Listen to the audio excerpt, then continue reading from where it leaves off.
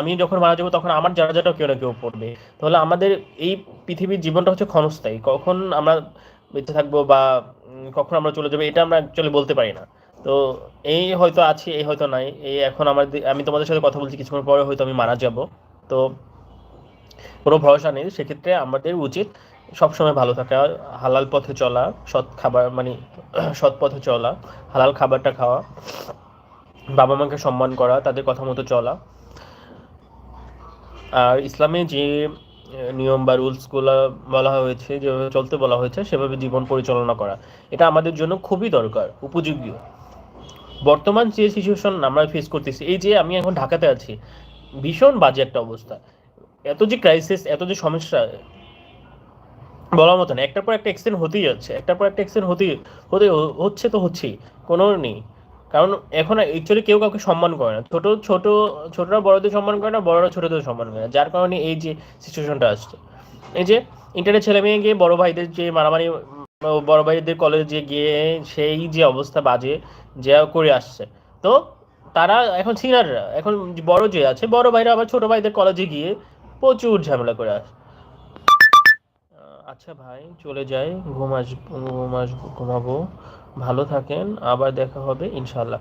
And thank you so much Emdadul Haque, তুমি আমার লাইভে জয়েন করেছো, তার জন্য অসংখ্য ধন্যবাদ। আমার খুবই ভালো লাগছে তোমাদের সাথে কথা বলতে। তুমি, শাওন, আর একটা যে কি নিনজা কি নাম ওটা বললো, তারপর যে ডিজি ডে, ও তোমাদের সবাইকে অসংখ্য ধন্যবাদ, আমার লাইভে এসেছো, আমাকে কমেন্ট করেছো, তোমাদের সাথে আলাপ করে আমার ভালোই লাগলো। অ্যাকচুয়ালি লাইভে আসার মূল কথাটা হচ্ছে যে তোমাদের সাথে কিছুটা টাইম স্পেন্ড করা, তো সবার সাথে কথা বলা, সবার খোঁজখবর নয় এতটুকু। কারণ আমি ভিডিও ছাড়ি, ওখানে তোমরা কমেন্ট করো, অতটুকু বুঝতে কথা, কিন্তু লাইভে আসলে তো তোমার কানেক্টেড, মানে আমি লাইভ তোমাদের দেখতে পাচ্ছি, তোমাদের কমেন্ট বলতে মানে কমেন্টের উত্তর দিতে পারছি, এটা আমার জন্য একটা বেনিফিট, ভালো। আচ্ছা, আমার কথা কি বোঝা যায়? আমার কথা বোঝা যায়? কাল কখন লাইভ করবেন? আমি অ্যাকচুয়ালি লাইভ করি 9টা থেকে 10টা, এই এই এই টাইমটাতে খাবার ডিনার যখন খাই তো তখন লাইভে আসার চেষ্টা করি। এছাড়া আমি সকালে লাইভে আসি যখন আমি হচ্ছে কোরআন তেলাওয়াত করি, তো চেষ্টা করি যে সকাল লাইভে যখন কোরআন তেলাওয়াত করি, তো তখন লাইভে আসার চেষ্টা করি সকাল সকাল। কিন্তু আমি এই সকালে যে লাইভটা আসি, ওটা আমি আসবো না ভাবছি, আমি ওটা চেঞ্জ করব। কারণ হচ্ছে সকালে তো অনেক শীত থাকে, তো নামাজ পড়ে এসে ফজরের ঠান্ডা থাকে, তো একটু ঘুম ঘুম ভাব থাকে, তখন কোরআন শরীফ পড়াটা একটু আমার কাছে আনইজি লাগে। তো আমি ভাবছি যে এখন থেকে আমি যে লাইভটা সকালে আসতাম, ওই লাইভটা আমি হচ্ছে জোহরের নামাজ পড়ে এসে পড়বো। তখন আমার তখন আমার ঘুম ঘুম থাকবে না চোখে, আর আমি ভালোভাবে পড়তে পারবো।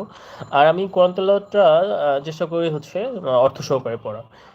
এতে আমি যেহেতু অনেক বিষয় জানি না, সেই ক্ষেত্রে আমি কোরআন তেলাওয়াতের করার পর যদি এটা অর্থ পড়ি বা অর্থ জানি, তাহলে তাহলে আমি অনেক কিছু জানতে পারবো, বুঝতে পারবো। তো সেই কারণে আমি অর্থ সহকারে পড়ার চেষ্টা করি। আপনারা যারা আছেন লাইভে, কমেন্ট করেন কোথা থেকে দেখছেন। ঘুমাবো আজকের মতো। Thank you so much. ঠিক আছে, তারা বাই বাই। ভালো থেকো, দোয়া করো আমার জন্য, নামাজ পড়ো 5 ওয়াক্ত, ইসলামের পথে চলার চেষ্টা করো, ভিডিও করো সমস্যা নেই, কন্টেন্ট ক্রিয়েট করো, এটা কোনো সমস্যা নেই, কিন্তু হচ্ছে ইসলামের পথে চলো, ইসলামের পথে থাকার চেষ্টা করো। হ্যাঁ, আর বাবা মার কথা শুনে চলো। তুমি অনেক ছোট, ক্লাস 7-এ পড়ো, অনেক লাইফ বাকি তোমাদের। তো এখন থেকে যদি তুমি ভালোভাবে চলতে পারো, তো দেখবে তোমার লাইফটা অন্যরকম সুন্দর হয়ে গেছে, অনেক গুছানো সেটেল হয়ে গেছে। তো চেষ্টা করো ভালো পথে চলার।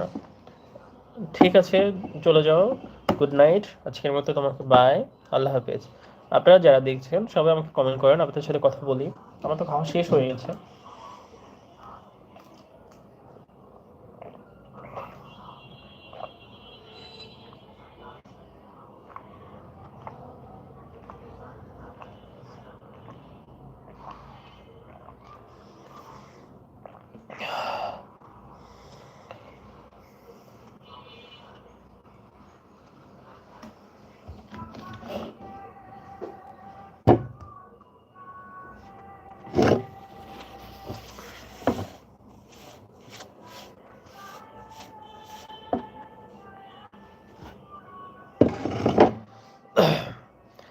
সো আজকের মতো বাই, সবাই ভালো থাকবেন, সুস্থ থাকবেন।